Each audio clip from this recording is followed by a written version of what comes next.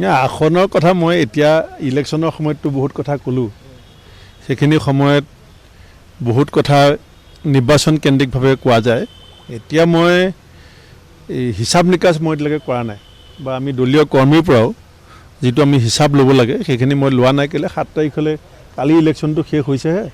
কিন্তু মই এষাৰ কথা আপোনালোকক কৈ থৈছোঁ যে আমাৰ চিটো বাঢ়িব, ভোটৰ পাৰ্চেণ্টেজো বাঢ়িব। এইটো মই আপোনালোকক কৈ থৈছোঁ, চিটো বাঢ়িব, ভোটৰ পাৰ্চেণ্টেজো বাঢ়িব। বাকী এতিয়া মই আৰু বেছি এইটো লৈ পেলাই সংখ্যাগত কথাবিলাক ক'ব বিচৰা নাই।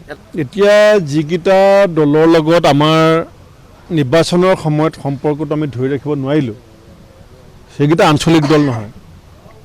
আঞ্চলিক দলে আপুনি দেখিছে, অখিল গগৈ ডাঙৰীয়াৰ কথাই কওক, লুৰিণ গগৈ ডাঙৰীয়াৰ কথা কওক, অজিত ভূঞা ডাঙৰীয়াৰ কথা কওক, চৰণ ডেকা ডাঙৰীয়াৰ কথা কওক, যিসকলে আঞ্চলিকতাবাদত আমাৰ লগত আছিলে তেখেতসকলে সম্পূৰ্ণ সহযোগিতা কৰিছে। 3টামান ৰাষ্ট্ৰীয় দলে নিজাববীয়া ভূমিকা লৈছিলে। মই এইটো এইকাৰণেই বেয়া পোৱা নাই যে সেই দলবিলাকেও এতিয়া কিমান গণভিত্তি আছে সেইটো 4 জুনত ওলাই যাব। গতিকে ৰাষ্ট্ৰীয় দলবিলাকৰ ক্ষেত্ৰত ভৱিষ্যতৰ দিনত কি হ'ব সেইটো ৰাষ্ট্ৰীয় পৰ্যায়তহে আলোচনা হ'ব। মোৰ আটাইতকৈ ডাঙৰ সফলতাটো হৈছে এই নিৰ্বাচনত, বাকী সফলতাবিলাকতো 4 জুনৰ পিছত আহিব। আটাইতকৈ ডাঙৰ সফলতাটো হৈছে মই ভাবোঁ যে মুখ্যমন্ত্ৰী আৰু বিজেপিয়ে ৰাইজৰ মগজটো নিয়ন্ত্ৰণ কৰিবৰ কাৰণে, মাইণ্ড কণ্ট্ৰল কৰিবৰ কাৰণে যিটো মনস্তাত্ত্বিক চাইক'লজিকেল ৱাৰ যিটো কৰিছিলে, সেই যুদ্ধখন মুখ্যমন্ত্ৰীক আমি পৰাস্ত কৰিছোঁ।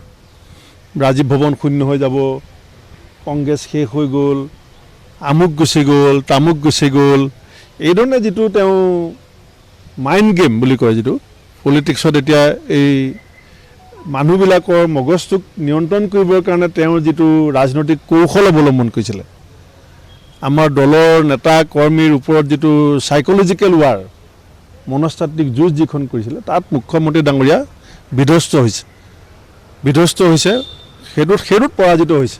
কেনেকৈ কংগ্ৰেছক প্ৰতিষ্ঠা কৰিবলৈ চেষ্টা কৰাইছিল, কি পৰিস্থিতিত আমি টিভি চেনেলৰ লগত কাজিয়া কৰিবলগীয়া হ'ল, কি পৰিস্থিতি এটা সৃষ্টি কৰা হৈছিল।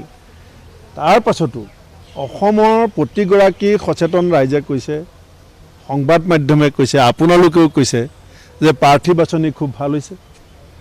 কংগ্ৰেছৰ প্ৰাৰ্থীসকলে উপযুক্ত ফাইট দিছে আৰু কংগ্ৰেছ যে একমাত্ৰ নেশ্যনেল অল্টাৰনেটিভ সেইটো আমি কৈ আছিলোঁ।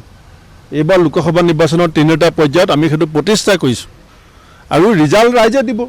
আৰু মই কিন্তু এষাৰ কথাটো কৈছোঁৱেই যে চিট বাঢ়িব, ভোট বাঢ়িব। প্ৰত্যাহ্বানটোতো মই আগতেই কৈ থৈছোঁ যে ধুবুৰী হাইলেতো মই সভাপতি নাথাকোঁ। প্ৰথমতে কৈছিলোঁ আজমল ডাঙৰীয়াক লগত ল'লে মই সভাপতি থকালৈকে বদৰুদ্দিন আজমল ডাঙৰীয়াৰ লগত একেলগে কংগ্ৰেছ নকৰোঁ। যেতিয়া যিদিনা ৰকিবুল হুছেইন ডাঙৰীয়াৰ প্ৰাৰ্থিত্ব ঘোষণা হৈছিলে, সেইদিনা চাৰিওফালৰ পৰা যেতিয়া ৰকিবুল হুছেইন ডাঙৰীয়াৰ ওপৰত আক্ৰমণ হৈছিলে যে দলে ভুল সিদ্ধান্ত লৈছে বুলি, তেতিয়া মই কৈছিলোঁ যে ৰকিবুল হুছেইন ডাঙৰীয়া হাৰিলে মই পদত্যাগ নকৰোঁ। আমাৰ মুখ্যমন্ত্ৰীয়ে বহুত কথা কয় আৰু বহুত কথা পাহৰি যায়। মই যি কথা কওঁ ভাবি চিন্তি কওঁ আৰু মই কোৱা কথা মই ৰাখিম। অভিযোগ আছে 2জন বিধায়কে নিজৰ সমষ্টিত কাম কৰা নাই বুলি অভিযোগ আছে। এজন প্ৰাক্তন সাংসদে কৰ্মীক নিৰুৎসাহিত কৰিবৰ কাৰণে কাম কৰা বুলি অভিযোগ আছে। এতিয়া মই সেই অভিযোগবিলাকৰ ওপৰত ভিত্তি কৰি থকা নাই। যেতিয়া নিৰ্বাচন গোটেই প্ৰক্ৰিয়াটো শেষ হ'ব, আমাৰ দলৰ যেতিয়া পলিটিকেল এফেয়াৰ্ছ কমিটি মিটিং বহিব, তাত এই কথাবিলাক আমি আলোচনা কৰিম।